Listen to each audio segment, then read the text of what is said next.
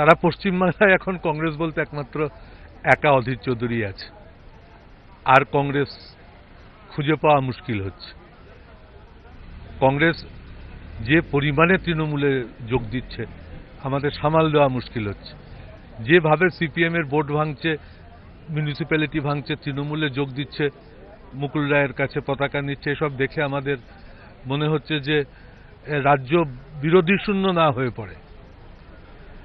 এখন 42 পর্যন্তই আমাদের লক্ষ্য, এবং এটা নিশ্চিন্তভাবেই বলা যায় ভারতবর্ষের আগামী লোকসভাতে দুটো বড় প্রধান দলের পর তৃতীয় শক্তি হিসাবে যে তৃণমূল কংগ্রেস আসছে, এটা নিয়ে আর কোনো দ্বিমতের কারণ নেই।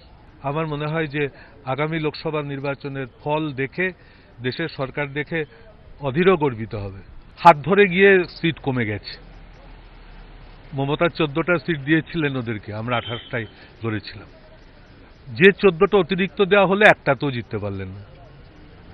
6 ছিল, 6 দাঁড়িয়ে থাকলেন।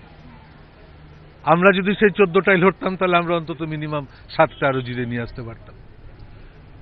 তারপর তো হাত ছেড়ে লড়লাম পঞ্চায়েতে, পুরসভাতে।